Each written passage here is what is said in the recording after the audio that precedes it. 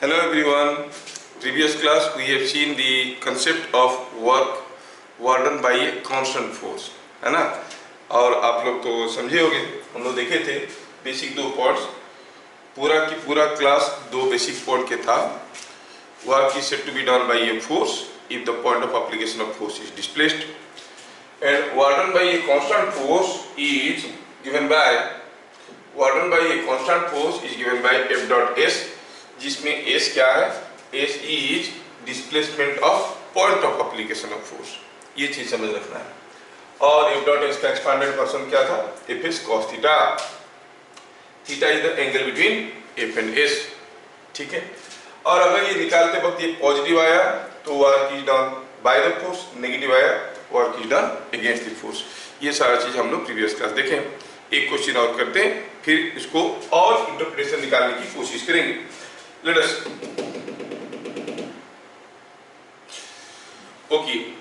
us see one more question now.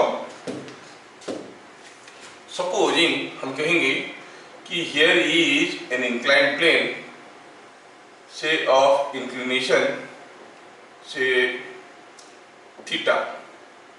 Here is a block say of mass m. This block was pulled over a displacement S along the plane. And what are the different forces acting on it? The different forces on it are the weight,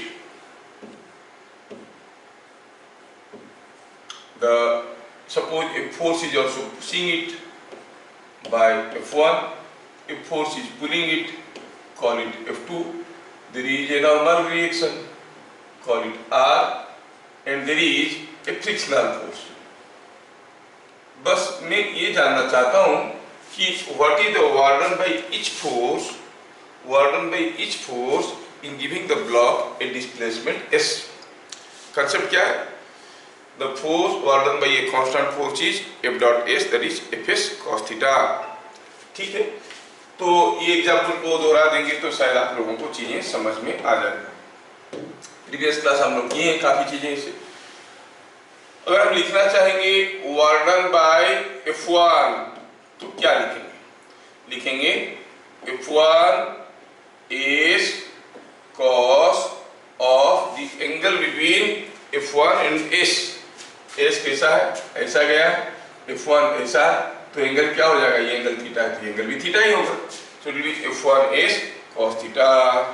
क्या वैसे ही आप लोग मुझे बता सकते हो what will be work done by F2, what will be work done by frictional force, what will be work done by mg, what will be work done by r? क्या ये बाकी चीज आप लोग बता सकते हो? थोड़ा तैयार करो तो देखते हैं। बाकी चीज लिखने की कोशिश करो। हमें निकालना है वर्क डन बाय F2, तो क्या करेंगे? ये F2 है, देखो along the plane, ये कितना दूर गया है? S गया है, तो वर्क डन का फॉर्मूला हो जाएगा F2 S cos 0। F2 और S के बीच में एंगल 0 है। Work done bye frictional force, तो हम कहेंगे frictional force S cos 180। Very good. Work done bye mg, कोई बताएगा? It is mg S cos कितना एंगल है? देखो mg ऐसा है, डिस्प्लेसमेंट ऐसा है, और क्या होगा? mg ऐसा है, डिस्प्लेसमेंट ऐसा है, ये एंगल थीटा है, तो क्या एंगल है दोनों के बीच में? दोनों के बीच में एंगल हो गया 90 plus theta. Yes, 90 plus theta. और work done by R is cos 90। हर एक फोर्स के, हाँ 0 होगा अलग बात है। If we can write the expression we can write everything, ठीक है। हम लोग सारे कुछ चीजें लिख सकते हैं, ठीक है। अब हम लोग जो प्रीवियस क्लास जो चीजें देखे थे थोड़ा उसको और बढ़िया समझते हैं। प्रीवियस क्लास हम लोग क्या देखें कि work done by a constant force, work done by a constant force, ठीक है, is given by F S cos theta, जिसमें F क्या है? Force, S is the displacement of point of application of force, theta is the angle between F and S। ये हम लोग जानते हैं, लेकिन थोड़ा देखते हैं इसमें और कुछ चीजें छुपा हुआ है। सपोज हम कहेंगे कि कोई एक बॉडी को हम कहेंगे, ये बॉडी को हम यहाँ से इस डायरेक्शन में खींचे तो उसका डिस्प्लेसमेंट कुछ s हो गया, ये एंगल थीटा है। तो वार्डन बाय द फोर्स क्या हो जाएगा? It will be coming out to be F cos theta. When this block is pulled from here to here, the Warden by the force will be F cos theta. ये सबको समझ में आता है। अच्छा सोचो और बताओ कि इसमें if I want to find out the component of S in the direction of F, क्या होगा? ये वेक्टर का इस डायरेक्शन में कंपोनेंट, ये वेक्टर का इस डायरेक्शन में कंपोनेंट क्या होता है? कोई भी वेक्टर का किसी भी डायरेक्शन में कंपोनेंट निकालने के लिए आप परपेंडिकुलर ड्रॉ करते हो and that represents S cos theta, है कि नहीं? So what does this S cos theta represent? ये क्या है? It is nothing but the component of displacement in the direction of force. I can say Warden by a constant force is F into component of displacement in direction of force. हाँ sir, समझ में तो आया? तो ward निकालने की ये भी एक तरीका हुआ। ये तरीका को भी यूज करेंगे तो हमारे क्वेश्चंस फटाफट बन जाएंगे। जैसे मैं आपको एक छोटा सा एग्जांपल देना चाहूंगा। Suppose I say here is an inclined plane and here is a block and suppose here is a force say of 100 newtons pushing it. Say this angle is not given. What is given is this length. कितना है? Say it is 10 meter and this is how much? It is 12 meter or 20 meter. ऐसे करके दिया है। Now ये force इसको खींच के पुश करके यहां से यहां तक ले गया। क्या दिया एग्जाम्पल में? If the block is displaced, block is displaced upward along the plane by a distance of 5 meters or displaced from A to B कर देते हैं। block is displaced from A यहां से यहां तक। block is displaced from A to B. Find Warden by 100 Newton and Warden by mg और m का value दे दिया। चलो इनको मान लेते हैं कि 2 kg का मास है। Warden by weight of the block, m हो गया 2 kg दिया है और इधर क्या पूछा है? Warden by weight of the block, weight of block। चलिए अब इसको सॉल्व करने की कोशिश करते हैं। लॉजिक हमारे पास क्या है? Warden by a constant force is also given by the product of the magnitude of force and component of displacement in the direction of force। देखना है डिस्प्लेसमेंट फोर्स की डायरेक्शन में कितना हुआ है। अच्छा ये ब्लॉक को A से B दिया गया है, मूवमेंट किया गया है, एंगल मालूम नहीं है। बाय द वे ये तो मालूम है ना, ये 10 मीटर ये 20 मीटर ये मालूम है। चाहो तो आप इसको निकाल भी सकते हो, चाहो तो आप थीटा भी निकाल सकते हो, लेकिन हम तो स्मार्ट मेथड से करेंगे। क्या कहेंगे? Work done by 100 newton. कैसे निकालेंगे? Force into component of displacement in the direction of force. जब हम ये ब्लॉक को A से B तक ढकेलते हुए ले गए, ऐसे पुश करेंगे तो चढ़ेगा ऊपर। A से B तक ढकेलते हुए ले गए, फोर्स के डायरेक्शन में क्या डिस्प्लेसमेंट हुआ? इस डायरेक्शन में क्या डिस्प्लेसमेंट हुआ? 20 metre. Are you getting? This way you can think. You say it is 100 into 20, that is 2000 joules. Warden by weight of the block, weight of the block। तो देखो तो जब हम इसको यहां से यहां तक डिस्प्लेस करके लेके गए, वेट कैसे था? Wait was 2g in the downward direction. जब हम A से लेके गए इधर, इस डायरेक्शन में कितना गए? हम इस डायरेक्शन में कहां गए? हम तो ऊपर की तरफ गए। 10 मीटर। तो फोर्स की डायरेक्शन में कितना गए हैं? -10 मीटर। क्या मेरी बात समझ में आ रहा है? -10 metre, it is coming out to be -20 × 10⁻100 joules. क्या बात समझ में आ रहा है? You have to see force and displacement in the direction of force. देखो सेम फॉर्मूला को हम लोग कितने सारे तरीके से इंटरप्रेट करने की कोशिश कर रहे हैं, ठीक है, कितने सारे तरीके से इसको इंटरप्रेट करने की कोशिश कर रहे हैं। तो वर्क डन बाय वेट मतलब फोर्स ऐसे था, फोर्स ऐसे था, इस डायरेक्शन में कितना गया, मतलब नीचे की तरफ कितना गया, नीचे की तरफ कहाँ गया, जब हम इसको पुश किए ए से बी तक, ये नीचे की तरफ नहीं गया है, ऊपर की तरफ गया है। कितना गया है? 10 मीटर। लेकिन हमें क्या चाहिए था? Displacement in the direction of force. Force is downward direction में कितना गया? -10 metre. So 2g × -10 gives you the work done. क्या बातें समझ में आ रहे हैं? Is it understood? यस, बढ़िया। तो जब भी कोई फोर्स कांस्टेंट है, वर्क निकालने के लिए हम सारा इंपोर्टेंट इंफॉर्मेशन आपको दे दिए। क्या हुआ? एक तो हुआ F.S, दूसरा हुआ Fs cos थीटा, तीसरा हुआ force into displacement in the direction of force. ठीक है, ये 3 तरीके से किसी भी केस में हम वर्क निकाल सकते हैं। ठीक है, चलिए आगे बढ़ते हैं। अगर फोर्स कांस्टेंट नहीं है, वेरिएबल है, if the force is changing, force is not constant, तो ये एक बहुत ही इंपॉर्टेंट आर्टिकल है, आपकी बुक में लिखा है work done by variable force, work done by variable force. ये चीज समझना है हमें, what is work done by a variable force. कोई वेरिएबल फोर्स से क्या वर्क होगा जानने के लिए हमें देखना पड़ेगा कि फोर्स कैसे वेरी कर रहा है। और बुक में आपको एक इंटीग्रल मेथड दिया है। बुक में क्या दिया बताओ? Work done by a variable force is given by integration of F dot ds। ठीक है, अब मैं आपको ये भी बताऊंगा, इसको कहते हैं कैलकुलस अप्रोच निकालने के लिए। लेकिन इससे पहले मैं हो सके तो मैं कोशिश करूंगा कि हर न्यूमेरिकल में इसको अवॉइड किया जाए, लेकिन पूरा अवॉइड नहीं कर सकते। But in most of the cases simple questions में ये इंटीग्रल वाले अप्रोच को हम लोग अवॉइड कर सकते हैं, क्योंकि आप लोगों को ये पहला डिफिकल्ट लगता है।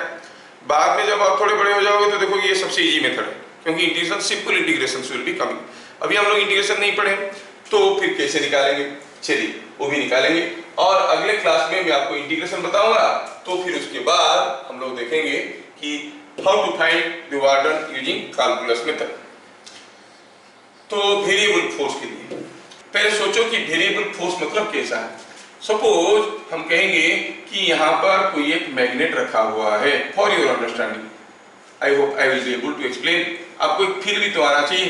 तो मान लो कि यहाँ पर कोई एक पाइप है और ये स्मूथ पाइप है, और ये स्मूथ पाइप के अंदर हुआ यूं है कि कोई एक आयरन ब्लॉक को रखा गया है। अब ये मैग्नेट इस आयरन ब्लॉक को खींचेगा तो ऑब्वियस है कि this block will move in a path like this. इसके लिए कोई दूसरा पाथ तो है नहीं, it has to come along this path. और जैसे जैसे ये आयरन ब्लॉक इसके पास आने लगेगा, ये जो नॉर्थ पोल है मैग्नेट का, उसको जोर से खींचने लगेगा। That means with the displacement of the block the force is increasing. क्या ये चीज समझ में आ रहा है? That means the force acting on the block is not constant. कोई आपको पूछेगा कि बताओ what is the work done by the magnetic force when the block moves from here to here. Okay, जब ब्लॉक यहां से यहां तक मूव किया, उसका डिस्प्लेसमेंट तो पता चल गया। फोर्स कितना लगे? हर जगह अलग अलग फोर्स था उसके ऊपर, है कि नहीं? तो how to calculate? Let us go with the fundamentals. जो आपको मालूम है उसी के ऊपर पहले काम करते हैं। Let me consider a small displacement. जब ये ब्लॉक यहाँ पे आ गया है, मैं एक छोटा सा डिस्प्लेसमेंट कंसीडर कर रहा हूँ, a very small displacement ds। ठीक है, I call it ds1 rather. ये एक छोटा सा डिस्प्लेसमेंट है ds1। और सपोज इस ब्लॉक के ऊपर इसी जगह पे कोई फोर्स आ रहा है F1। किस डायरेक्शन में? फोर्स किसी एक डायरेक्शन में आ रहा होगा, ऐसे कुछ आ रहा होगा। Fine, if we consider a small displacement ds1 from here to here, it is such a small displacement that we can assume that the force acting on the particle is constant over this small displacement, and say the force is F1. So when this block is moving from here to here, work done by F1 will be F1 dot ds1. हर जगह F1 है क्योंकि displacement काफी छोटा है। तो हम देखेंगे अगर हमें पूछा गया what is the work done by magnetic force in displacing the block from here to here, तो हम देखेंगे ब्लॉक यहाँ से यहाँ तक आने में मैग्नेटिक फोर्स से क्या वर्क हुआ, यहाँ से यहाँ तक क्या वर्क हुआ, यहाँ से यहाँ तक क्या वर्क हुआ, सारे छोटे छोटे वर्क निकाल के जोड़ देंगे, है ना।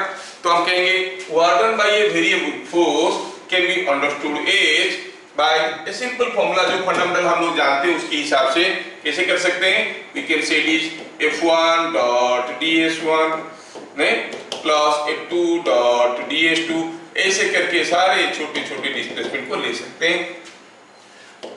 और अगर इन जनरल इसको लिखेंगे तो लिखेंगे Fi dot dsi, fine, Fi dot dsi। फिर DSI क्या है, ये चीज याद रखना, it is a small displacement of, this approach is not available in any of your books. हर जगह इंटीग्रेशन करके जाते हैं और जो कुछ इससे बन जाएगा उसको इनको इंटीग्रेशन करके करोगे तो बहुत ही डिफिकल्ट होगा। Will see some questions also where DSI is a small displacement of point of application of force, ये तो पहले ही था, डिस्प्लेसमेंट जब एस लिख रहे थे वही लिख रहे थे, लेकिन कुछ यहाँ पर कुछ एडिशनल एडजेक्टिव है। वहां पर क्या था, displacement of point of application of force, यहाँ पर क्या आया, small displacement of point of application of force, और क्या, along the path, along the path, जिस रास्ते में ला रहे हैं उस रास्ते में, you have to consider a small displacement along the path. And Fi क्या है, it is the force value of force over displacement DSI, पूरा डिस्प्लेसमेंट DSI में फोर्स क्या था। देखने से ये फॉर्मूला बड़ा अनबन सा लगता है, आसानी से समझ में नहीं आ रहा है, जैसे हम लोग अभी क्वेश्चन करेंगे तो आपको समझ में आ जाएगा। तो मैं क्या बताना चाहता हूँ यहाँ पर, work done by a variable force is given by summation of Fi dot dsi, मतलब it is F1 dot ds1 plus F2 dot ds2 plus F3 dot ds3, ऐसे करके निकालना है। कोई ब्लॉक यहाँ से यहाँ तक आया, रास्ते में हर छोटे छोटे डिस्प्लेसमेंट में क्या वर्क हुआ निकाला, work is scalar quantity, just ordinarily add them to get the total work. Let us see with example, will see. Suppose हम कहेंगे कि यहाँ पर ऐसा है कि कोई एक क्वार्टर ऑफ ए सर्किल है, चलो मानते हैं कि ऐसा है, कोई एक सर्किल का सेक्शन है, चलो मानते हैं कि इसका रेडियस r है, और चलो ये भी मानते हैं कि यहाँ पे कोई एक ब्लॉक है, जो block along this path move कर सकता है। अच्छा, ये भी रेडियस r है। अब ये मूव करेगा तो क्यों मूव करेगा, because there are several forces acting on it. So here we see there are 4 forces acting on the body, Fa, Fb, Fc, Fd, ठीक है। और ये बॉडी को यहाँ से यहाँ तक डिस्प्लेस करना है। We want to find out the work done by each force. सब फोर्स के बारे में स्पेसिफिकेशन क्या दिया है, Fb is along the radius, Fc is tangential, Fa is horizontal, Fd is vertical. क्या दिया है, थोड़ा क्वेश्चन को ढंग से समझते हैं तब जाके आंसर बनेगा। In figure shown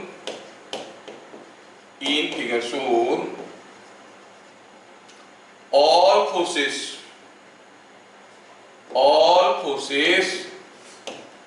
have constant magnitude F0। चलो सारे फोर्स का मैग्नीट्यूड कांस्टेंट है, ठीक है। Fa is horizontal,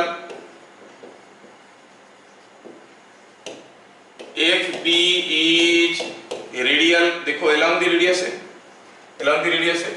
है ना, और Fc is tangential, Fd is vertical। चलो इस पॉइंट को P कहते हैं, इस पॉइंट को Q कहते हैं। Now what the question says, question says अगर ये सारा फोर्स के चलते block is displaced from P to Q, what is the work done by each force, find work done bye, find work done bye each force in displacing the block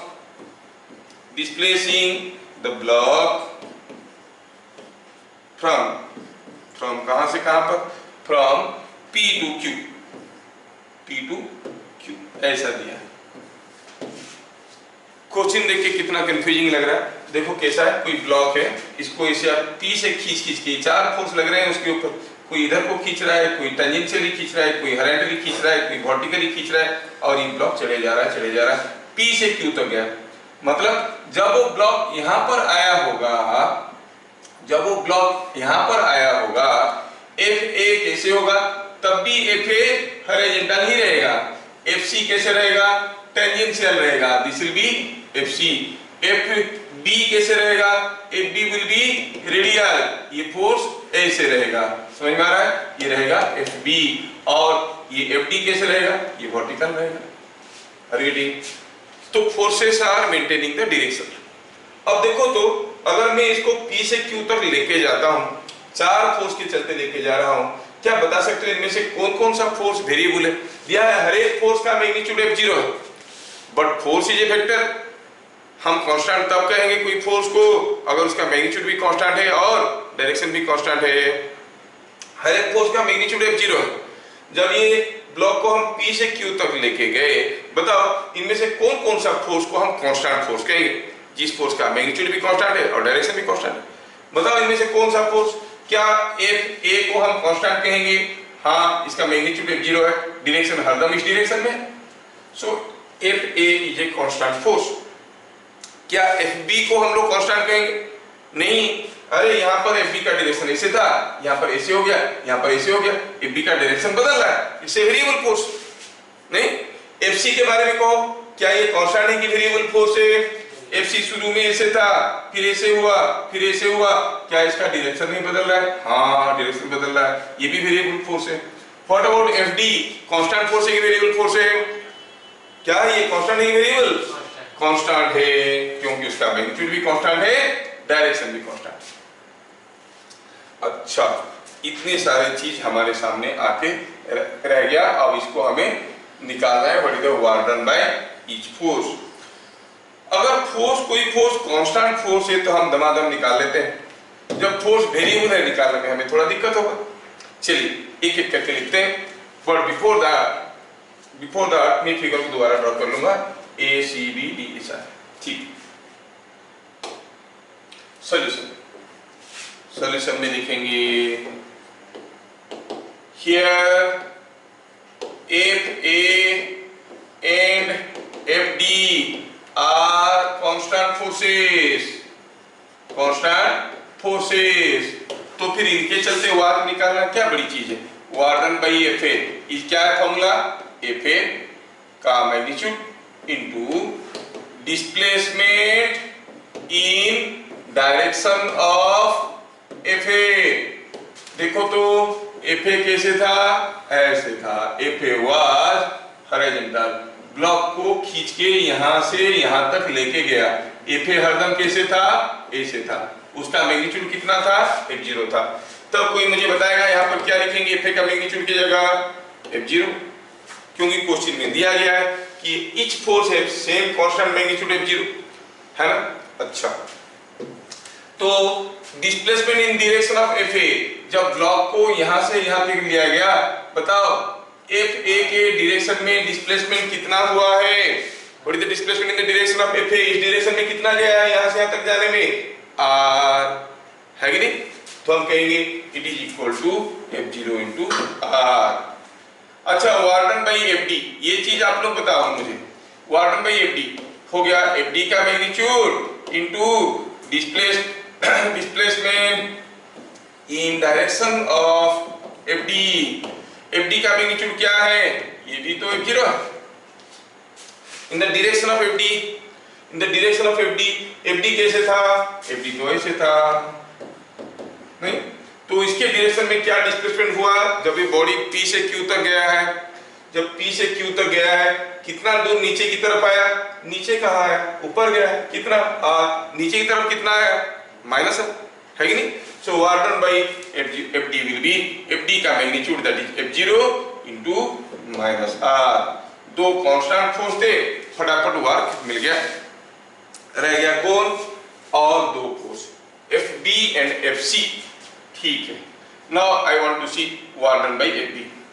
FB is a variable force. FB is a variable force because why it is variable? Its direction is changing. अच्छा, direction बदल रहा है, सो ये एक variable force है। Warden by FB निकालने का क्या फॉर्मूला है, summation of FI dot DSI वाला फॉर्मूला लगाएंगे, summation of FI dot DSI वाला फॉर्मूला लगाएंगे। FB कौन सा फोर्स था, देखिए FB was this radial force. अच्छा, हमें निकालना है वार्डन, एक स्टेप आगे चलते हैं। We want to find out work done by FB। थोड़ा ध्यान से देखने की कोशिश करना और समझने की कोशिश करना। वार्डन बाय FB, जो ब्लॉक है उसके ऊपर FB कुछ ऐसे आ रहा है, सॉरी FB कैसे आ रहा है, FB is in this direction, किधर को, टुवर्ड्स दी सेंटर, ये R है, ये R है। तो वर्क निकालने के तरीका क्या बताया था हमें, वार्डन बाय FB जो हम लोग समझे कि summation of FI dot DSI है, वो कैसे निकालते थे, we were going for a small displacement, पहले हम एक छोटा सा डिस्प्लेसमेंट जाएंगे along the path, call it DS1। फिर यहाँ से यहाँ तक जाने में कितना वर्क हुआ, यहाँ से यहाँ तक जाने में कितना वर्क हुआ, यहाँ से यहाँ तक जाने में कितना वर्क हुआ, सारा वर्क को निकाल के जोड़ देंगे। समझ में आ रहा है क्या? तो हम क्या कहेंगे, इसको एक्सपांड करके लिखते हैं, क्या लिखेंगे, इट इज FB1, लिखेंगे इसका वैल्यूज, लिखेंगे एक्सपांड करके लिखेंगे, तो FB1 डॉट DS1, मतलब यहाँ पर फोर्स FB1 था, we were considering a small displacement DS1। अच्छा, plus FB2 dot DS2 and so on, सारा निकालेंगे और जोड़ देंगे। सारा मतलब if this is a very small displacement, how many such small segments you will get, infinite number of segments, so this is a infinite series। तो ठीक है, निकालने की कोशिश करते हैं। जब हम A डॉट B करते हैं क्या लिखते हैं, A का मैग्नीट्यूड, FB1 का मैग्नीट्यूड वो तो दिया है F0, DS1 का मैग्नीट्यूड इज DS1।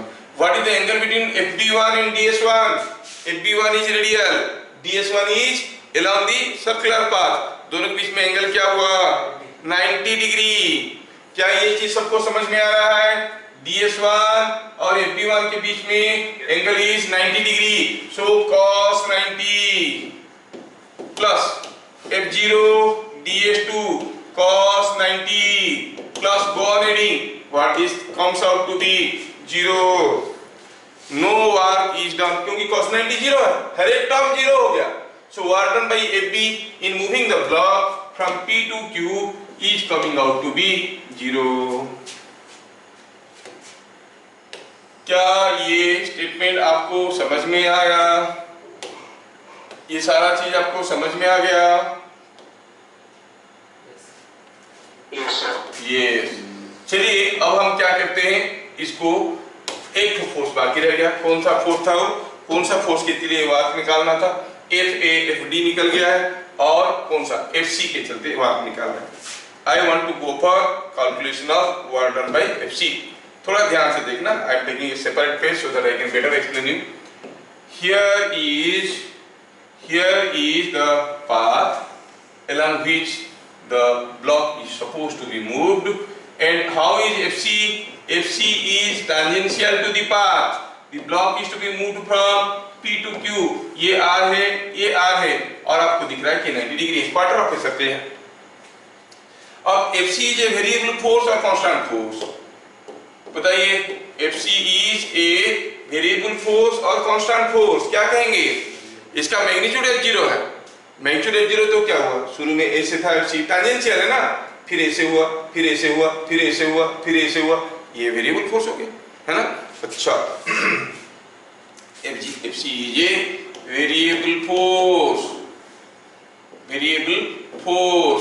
तो अगर हमें वर्क डन बाई FC निकालना है, तरीका होता है summation of Fi dot DSI। अच्छा, Fi डॉट DSI।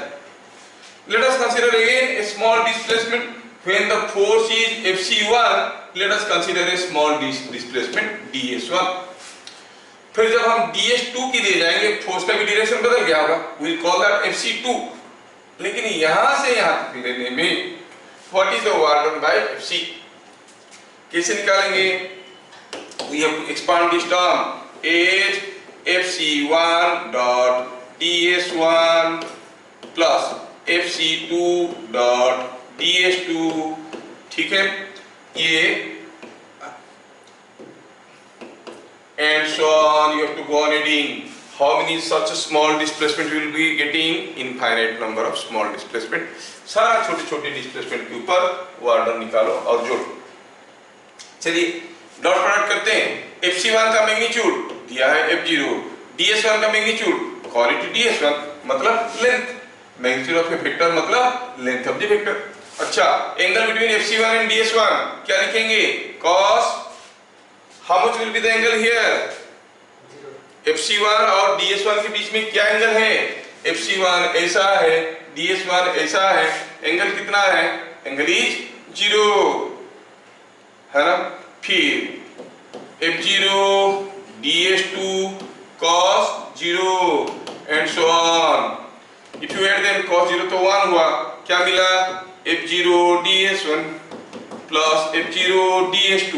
अच्छा, ऐसा मिल रहा है, तो इसमें से F0 कॉमन जाएगा। और ये DS1 क्या था? Magnitude of this vector.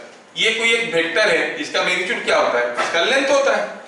DS1 अगर एक वेक्टर है तो उसका magnitude is the small length, so DS1 is a small length here, DS2 next small length, DS3 next small length. ये सारे छोटे छोटे लेंथ को अगर हम जोड़ देते हैं, what will get? The total length.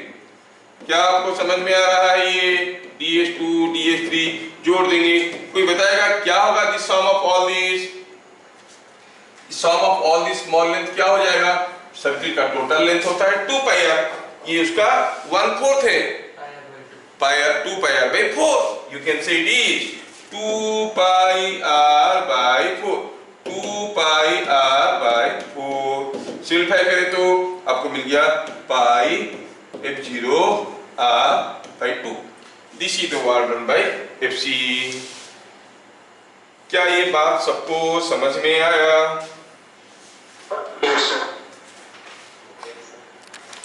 तो ये हो गया work done by variable force निकालने का फंडामेंटल तरीका।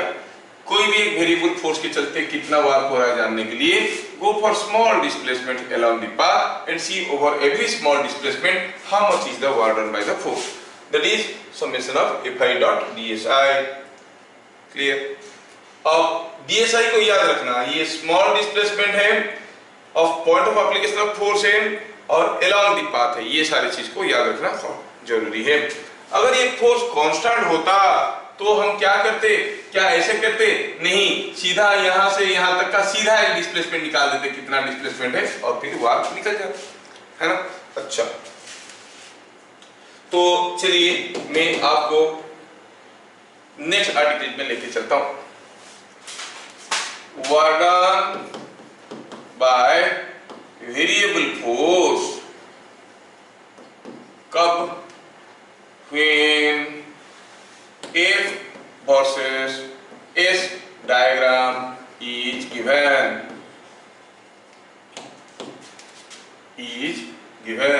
force versus displacement diagram is given। Suppose कोई पार्टिकल के ऊपर आता हुआ फोर्स कैसे वेरी कर रहा है वो डायग्राम आपको दिया हुआ है।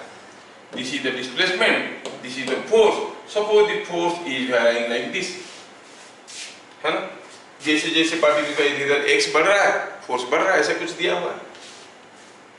हम जानते हैं कि इस डायग्राम में if you go for a small area under the diagram, I call A small displacement dx, मतलब जब डिस्प्लेसमेंट dx हुआ तो क्या वर्क हुआ। चलिए, तो what does this area represent? Let us find out. The height is representing the force and the width is representing dx, तो ये थिन एरिया क्या रिप्रेजेंट करेगा? F into dx। F into dx क्या represent कर रहा है? Small warden, है ना। तो इसका मतलब हुआ कि अगर मैं यहां से x1 से x2 तक का स्पेस के बीच में इसे ढेर सारे थिन स्ट्रिप ले लेता हूं, सारे का वार्क निकाल देता हूं और एरिया निकाल के जोड़ देता हूं, तो I get the total area. Total area हमें वहीं से मिल जाएगा। Will get the total area out of this. The total area under the diagram is nothing but summation of all thin strip area. तो आपको क्या याद रखना है? याद ये रखना है the area under the diagram, under the diagram represents the area under the diagram represents the total warden, ठीक है, total warden।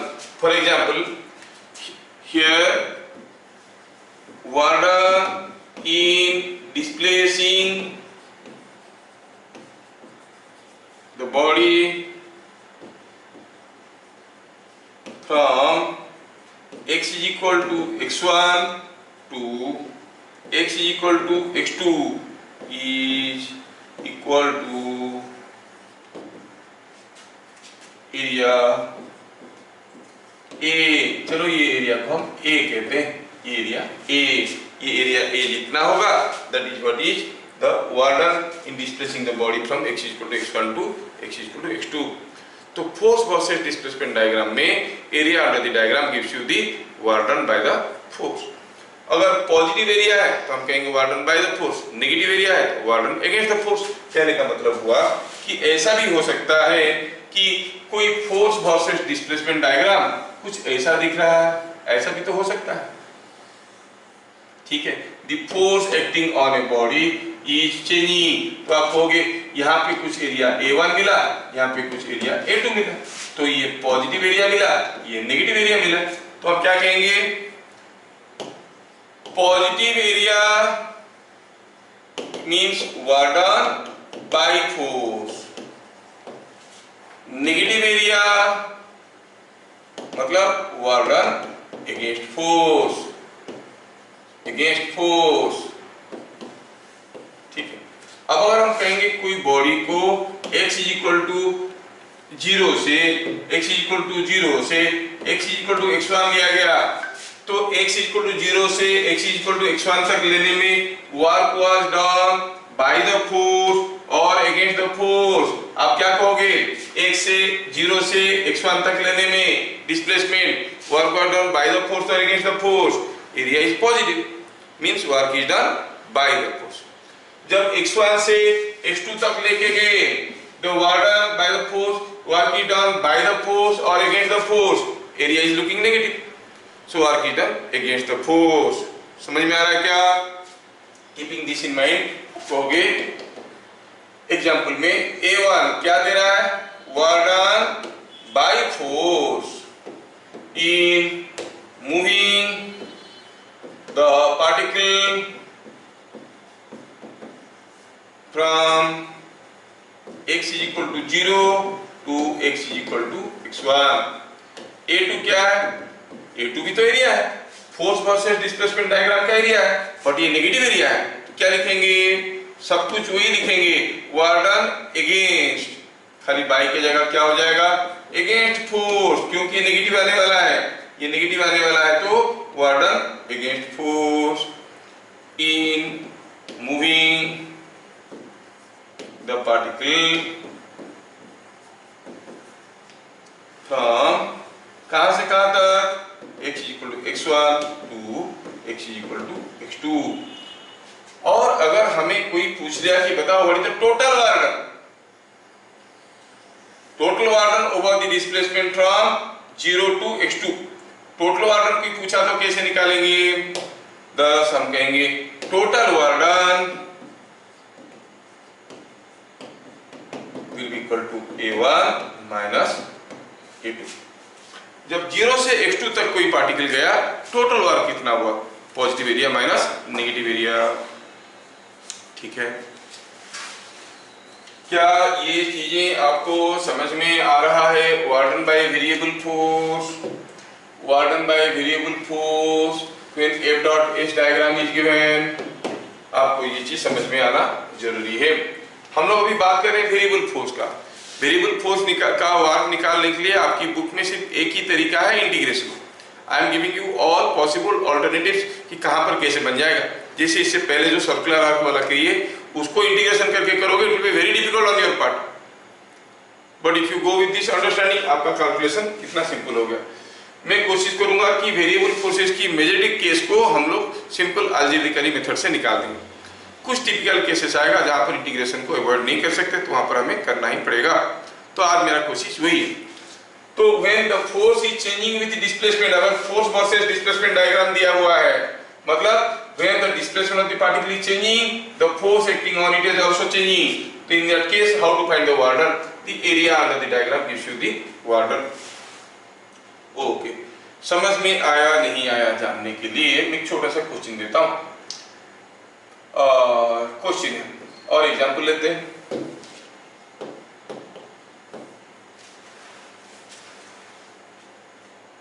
The force acting on a body uniformly increases from 10 Newton to 22 Newton over a displacement of 6 meter. Find work done by the force।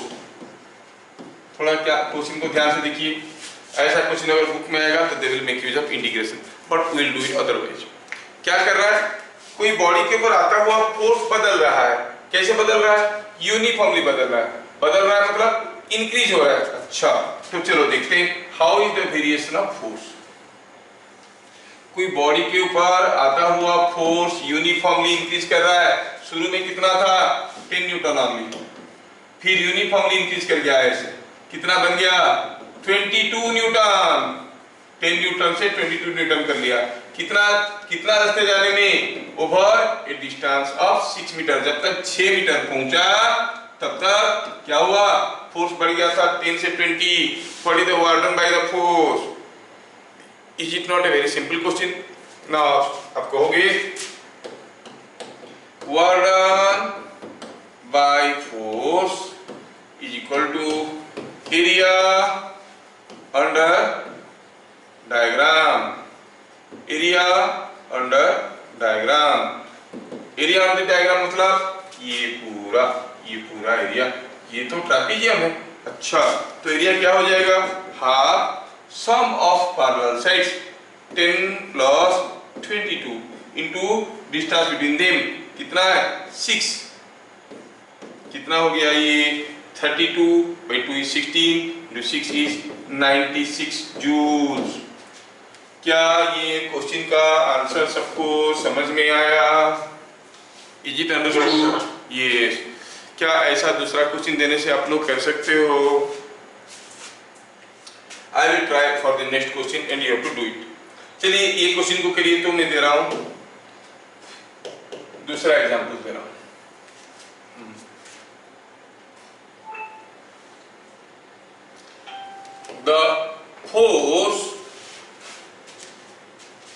The force acting on a body uniformly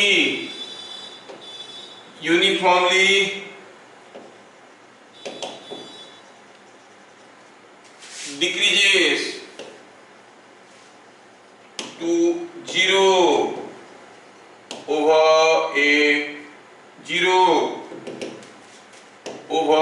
a displacement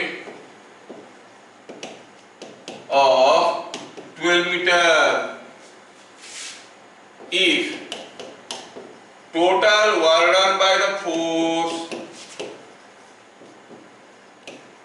is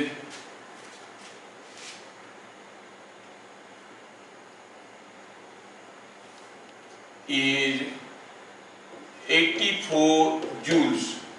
Find the initial force. Initially body के ऊपर क्या force आ रहा था. Question को आप try करिए, आप कर सकते हैं. क्वेश्चन को थोड़ा ध्यान से देखिए और यहाँ पर जो इंपॉर्टेंट पॉइंट्स है ना, जिसको मैं अंडरलाइन कर लेता हूँ, आप इनको पकड़ लेना चाहिए. Uniformly and decreases. यूनिफॉर्मली मतलब linearly. F versus S diagram लीजिए, straight line. Uniformly and decreases दिया है to 0 over displacement of 12 metre. आप चाहो तो डायग्राम कर सकते हो. फिर और क्या रखा है, शुरू में कितना फोर्स था मालूम नहीं. That force decreases to 0. कितने दूर आते आते 12 मीटर आते आते. अब इसमें और क्या रखा है, कोई भी इसको कर सकता है. शुरू में कितना फोर्स था मालूम नहीं, लेकिन वार्डन दिया हुआ है. The work done is given 84 joules. तो इनिशियली क्या फोर्स था. क्या आप लोग आंसर बताओगे मुझे. तो डायग्राम जैसे हमें समझ में आ गया, हम कहेंगे कि वार्डन निकालना तो बहुत आसान है. Work done is equal to area under the diagram. और वार्डन कितना दिया गया है 84 joules. Area under the diagram कितना हो गया F0 हाफ. ये ट्रायंगल है, हाफ F0 इंटू 12. तो F0 का वैल्यू कितना आया 14 न्यूटन. शुरू में 14 न्यूटन फोर्स इसके ऊपर आ रहा था.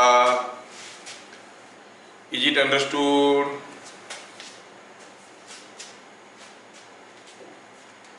कितना आप लोगों को समझ में आया जानने के लिए I want to go for another case. चलिए देखते हैं.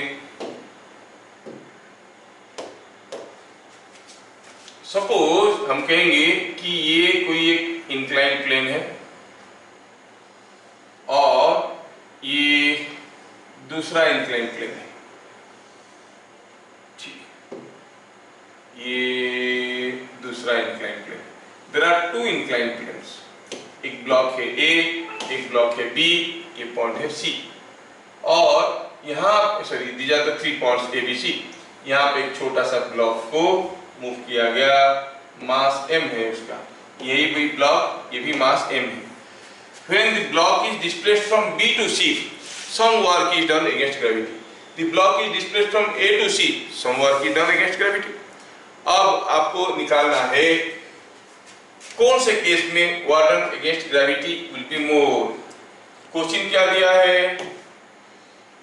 When block is moved from B to C, Warden against gravity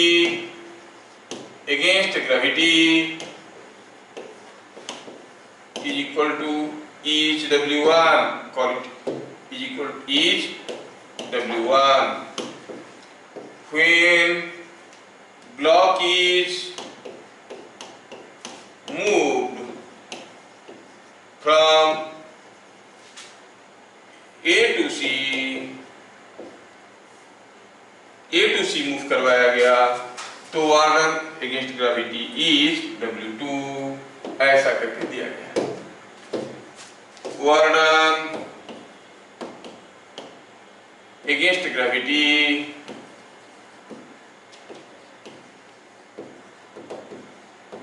is W2. What is more W1 और W2. देखो दोनों केस में सेम ब्लॉक है, दोनों ब्लॉक का मास बराबर है. एक केस में ब्लॉक को हम यहां से यहां तक मूव किए, वार्डन हुआ W1. दूसरे केस में ब्लॉक को हम यहां से यहां तक मूव किए, वार्डन हुआ W2. कौन सा केस में warden against gravity is more, आपको सोच के बताना है. ठीक है, आप लोग इसको सोचिए. मैं आपको दूसरा क्वेश्चन देता हूं. Next question. Two mutually perpendicular forces pull body such that after some time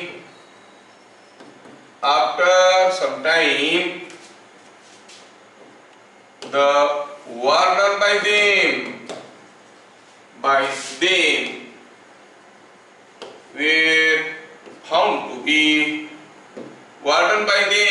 were found to be 60 joules and 80 joules. Find total work done on the body. Total work on the body, ये आपको निकालना है। पहला question पहले, दूसरी question बाद में। क्या पहला क्वेश्चन का कोई आंसर मेरे पास पहुंचेगा अभी? कोई ब्लॉक को बी से सी, हाँ बोलिए सर। सेम होगा, बाल किशन बोल रहा है। Any other answer? सेम होगा, सेम ही तो होना है। सोचो तो, जब ये ब्लॉक को हम यहां से यहां तक लेके गए, वार्डन अगेंस्ट ग्रेविटी पूछा है, ग्रेविटेशनल फोर्स कैसा था? mg। तो फोर्स की ऑपोजिट डायरेक्शन में, क्योंकि अगेंस्ट पूछा है, वार्डन बाई पूछा होता तो फोर्स की डायरेक्शन में कितना दूर गए, फोर्स की ऑपोजिट डायरेक्शन में कितना दूर गया है। जब वो यहां से यहां तक गया है, वो गया कितना डिस्टेंस, सपोज ये h है तो h गया है। जब a टू c गया, फोर्स क्या था? वही mg। What was the displacement against gravity? OH। दोनों ही केस में force is same and component of displacement in the opposite direction of force is also same। तो हर एक केस में बराबर वर्क होगा। तो आप क्या कहोगे? Same work is done and work done कितना हो जाएगा? against ग्रेविटी कितना हो जाएगा? आप कहोगे, अगर ये h दिया हुआ है तो हम कहेंगे वर्क डन बाय ग्रेविटी होगा mg इंटू माइनस h। हमें पूछा गया है वर्क डन अगेंस्ट ग्रेविटी, तो mg into h। Work done by gravity क्या होगा? इस डायरेक्शन में कितने गया? इस डायरेक्शन में माइनस h गया है, तो वर्क डन बाय ग्रेविटी होता माइनस mgh। पूछा है वर्क डन अगेंस्ट ग्रेविटी, तो ये हो गया mgh। समझ में आया? ये क्वेश्चन यदि समझ में आ गया है, ये क्वेश्चन का आंसर बोलिए। 140 जूल्स दिया है कि दो mutually perpendicular force pull a body such that after some time the work done by them were found to be 60 joule and 80 joule। दो फोर्स आपस में परपेंडिकुलर है, ये सोच के कुछ लोग कभी कभार गड़बड़ी में इन दोनों का रिजल्टेंट निकाल लेते हैं, 60 का स्क्वायर 80 का स्क्वायर होल रूट ओवर, तब गड़बड़ हो जाता है। फोर्स परपेंडिकुलर है, वर्क तो स्केलर क्वांटिटी है। इस फोर्स के चलते कुछ वर्क हुआ, इस फोर्स के चलते कुछ वर्क हुआ, फोर्सेस आपस में परपेंडिकुलर है, but work is scalar quantity. तो आप क्या कहोगे सॉल्यूशन में? Total work done is equal to 60 plus 80 equal to 140 joules. Total work done will be, क्योंकि वर्क इज स्केलर क्वांटिटी, दोनों वर्क निकाले और जोड़ दिए, ठीक है। Total work done is found to be 140 joules. ठीक है, आप लोगों को ये चीजें समझ में आ रहा है। हम इसको लेके थोड़ा और भी कुछ करेंगे, इंपॉर्टेंट क्वेश्चंस वेराइटीज करेंगे। अगले क्लास और एक इंपॉर्टेंट वेराइटी पढ़ाएंगे, उसके बाद पढ़ाएंगे integration. Don't miss the integration class, तो आपको फिर इंटीग्रेशन रिलेटेड क्वेश्चंस भी कर पाएंगे। अगला क्लास तो मुझे लग जाएगा to find out the work done by linearly varying force, पूरा क्लास लग जाएगा, हम लोग देखेंगे उसको। फिर उसके नेक्स्ट क्लास में ही कैलकुलस में थोड़ा अप्लाई करके वर्क डन निकालेंगे, ठीक है। तब तक के लिए जय हिंद।